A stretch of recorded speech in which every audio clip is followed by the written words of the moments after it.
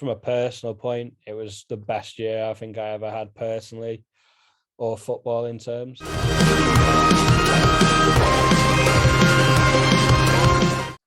First things first, the thing that intrigued me the most, you played for Tromso in 2013. You went on loan to Tromso, and I've been on holiday to Tromso.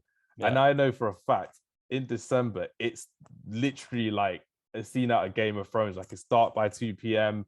You got blizzards everywhere. You can barely drive, even with these winter prepared cars. And you're in the Arctic Circle as well. I think you went on loan for a season there. Yeah. It must have been very cool for you to go. But I'm guessing you played like during like the summer months of the year. Would that be correct, Josh? Yeah. So their season runs from like February to July, and then they have like a summer break, which is in essence the end of the season in England. Yeah.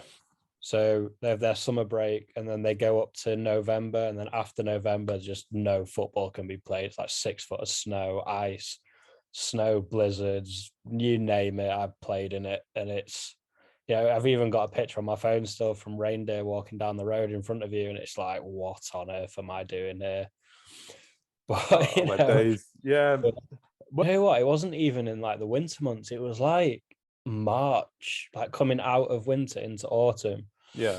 And we were driving to one of the coaches, like lake houses that's like a 40-50 minute drive away. Yeah. There's a massive queue, and I'm thinking, well, what's going on here? Why are we so far away? Like, it's taking so long. You finally get to the front of this queue, and there's like a group of 6 reindeer just casually walking down the road. And I'm like, oh, right, I get it now. So literally like you're in Lapland. Yeah, it's a culture shock. Believe me, it's a big culture shock. But, you know, I think that was probably my best footballing year I think I ever had. So it's very brave of you to do that, especially at a time in around 2013, 14, I think it was. What did you kind of learn from your time in Tromso and your time in FC Honka in Scandinavia? How did that kind of develop you further? Yeah, I think there's only so much growth you can do in an academy setup or a reserve team, under 23 team as it is now. Yeah. I think once you leave like that comfort zone of, oh, I'm in England, I know what's going to happen, I know where I'm at. Once you leave that, you become a man. Yeah. You very much like self-aware of what's going on, where you want to be.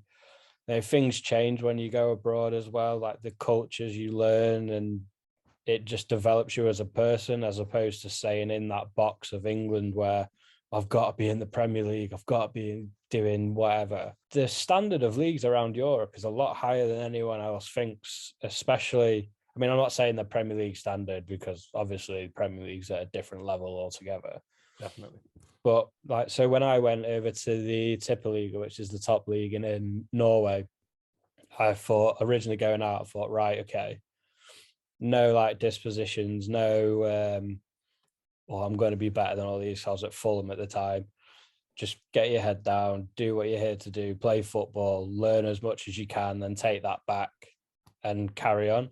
And we were quite fortunate when I was there that we were playing or going through like the Europa League qualification stage. So like, I got to travel to like Azerbaijan, Luxembourg, France, Slovenia, Slovakia, played Besiktas in the qualification games. And we eventually got into the group stage where we played Tottenham, Angie, Match College when they had like loads of money and they were throwing money at it. We were playing against them, FC Sheriff in Moldova.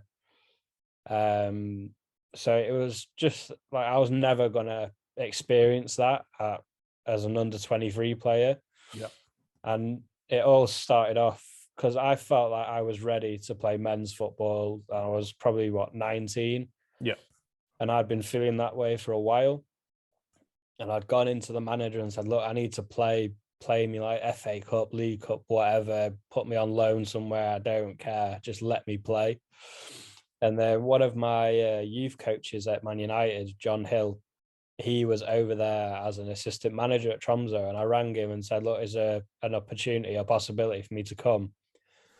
He was like, yeah, not a problem. Let me speak to the manager. And we were playing Chelsea in an under 23 game. Okay. And he came and watched that. And from that, within 2 days, I was over in Norway. Fantastic. So, yeah. So, I mean, experience-wise, you're not going to get that at under 23 level, what I did. And just from a personal point, it was the best year I think I ever had personally, or football in terms. That must have been a thrilling experience for you, especially when you went to play against Tottenham as well, because that was probably around the time when Gareth Bale had left, right? So Yeah, it's 2013. So that was when they were throwing money as well, like the Soldado signings, the Chirisha signings.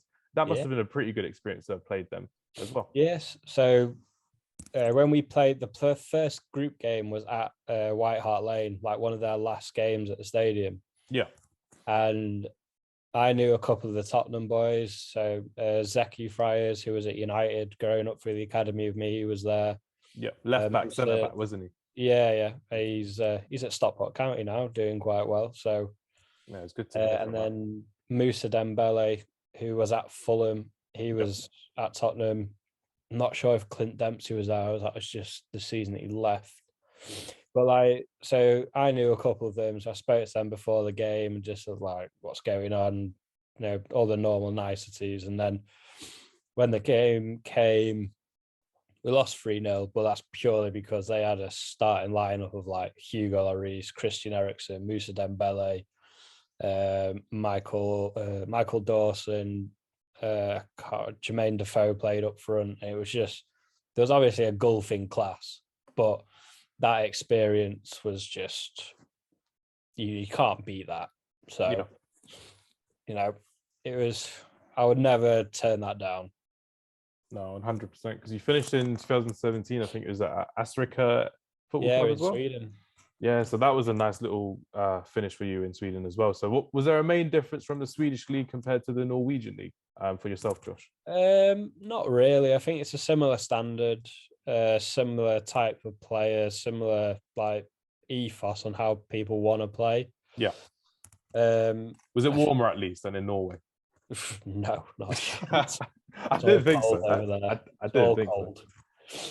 Well, you say that though, but in the middle of the summer, it's all right. It's not too bad. It's a bit hotter than Manchester, a bit colder than London. Less rain than Manchester and less rain than London. 100%. Yeah. But even that culture shock of it being sunlight from 2 a.m. till 2 a.m, it's like, oh my God, how do I sleep during this? I remember coming back from training.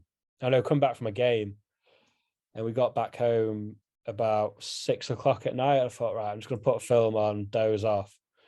6 o'clock, right, great.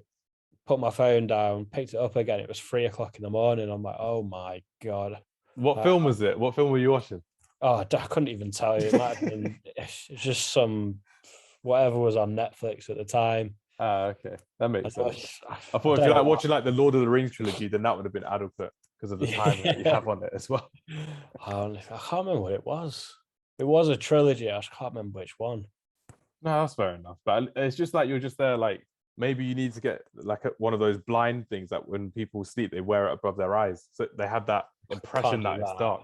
I can't do that. I can't have anything next to my face. Yeah, it's odd when you're sleeping as well.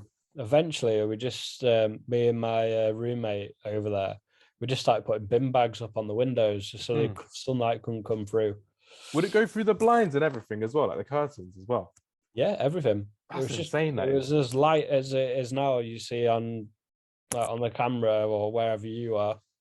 It was as light as that at 2 o'clock in the morning. I'm just thinking, oh my God, got to get up in 6 hours to go training. It's just not going away, is it, Josh? Just staying there forever this time. Yeah, exactly.